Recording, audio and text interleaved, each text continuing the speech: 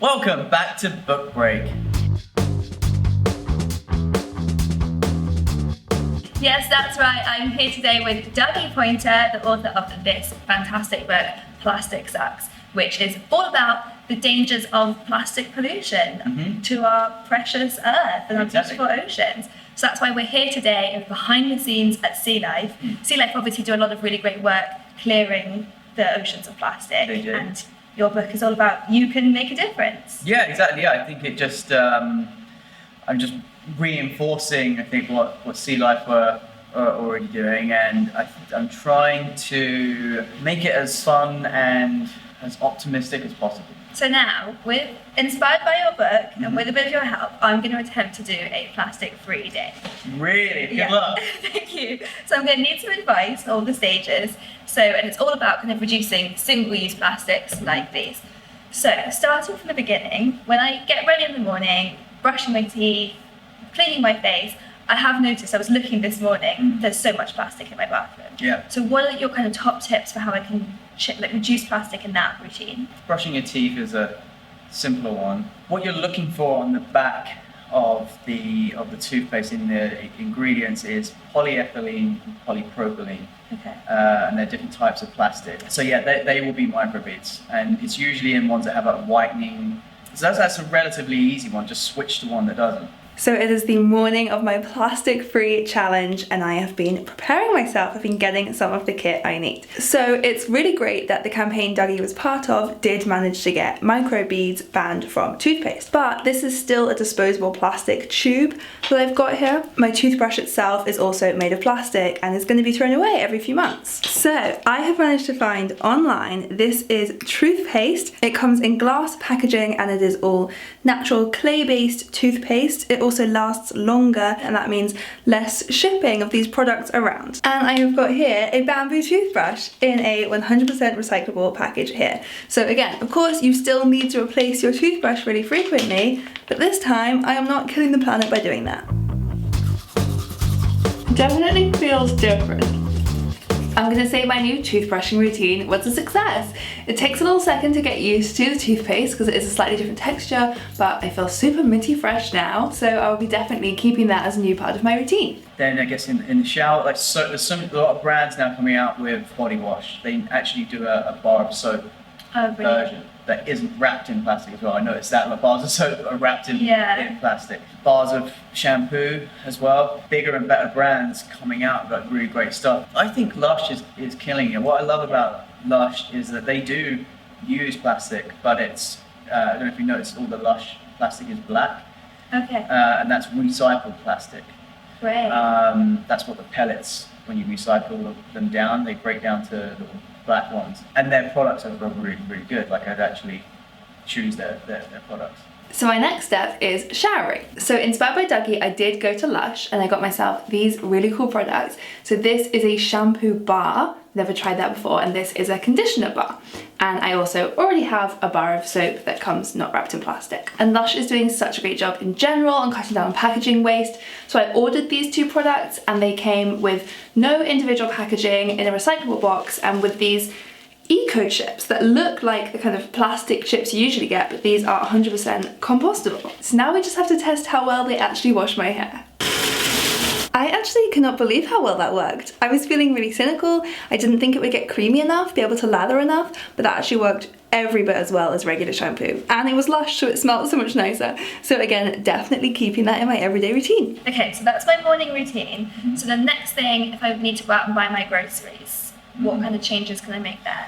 I think it's by simply taking your own bag. I mean, everyone kind of knows that now, I think, already, bag for life. And also as well, avoiding the over-packaged. I was there in a supermarket yesterday, and needed to pick up some avocados, and there's literally had a thin layer of plastic around it in a case of plastic, and then another plastic thing around a single avocado? Yeah. Wow. As if it doesn't already have like a natural casing of its own. Yeah, exactly. I think that's one of the easiest ones is with your fruit and vegetables, that just buy them loose, and you don't need to I thought you always had to put them in a bag and then weigh them. Yeah. Turns out, I think you might still have to. I don't really know if they want you to weigh them, but I don't.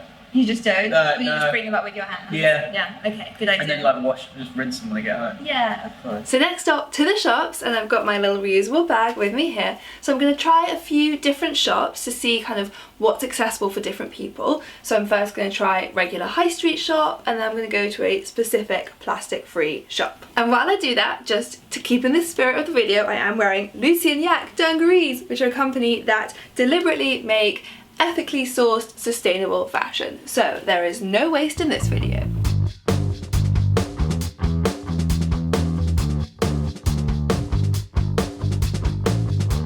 Okay, so I've got my vegetables and my pasta sauce. Now off to the zero waste shop to see what else we can find.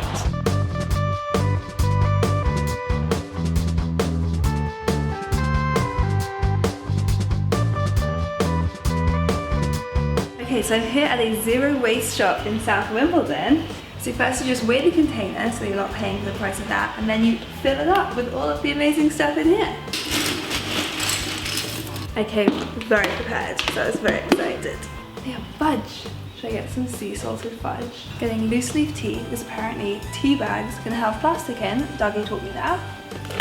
That was really cool shop. It actually had like such a massive array of different things you could buy. I even got some laundry liquid.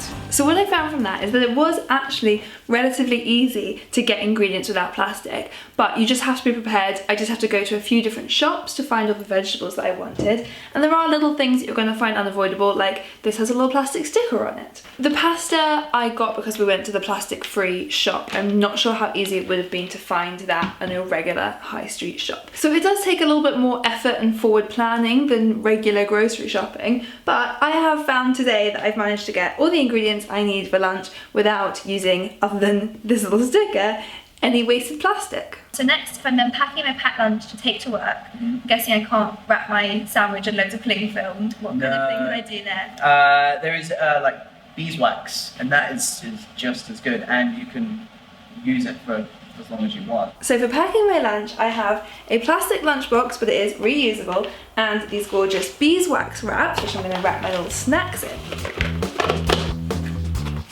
Ta-da! Reusable water bottles. Got it. Once I pack my lunch, I'm setting off to work. If I wanted to stop for a tea or coffee on the way, so you would bring the same kind of bottle for that? Or if I don't have it, then I just don't get the lid.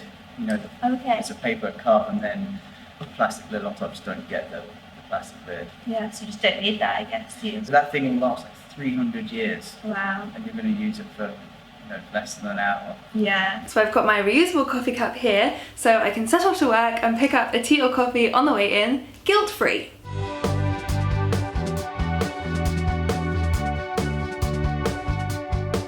So once I've done all of that, I'm really, really well prepared for my plastic-free day.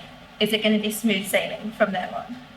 No. Okay. I don't think I've been able to do a day without using plastic, and even when I feel like I have, it's still on my shoes or Right. in clothing.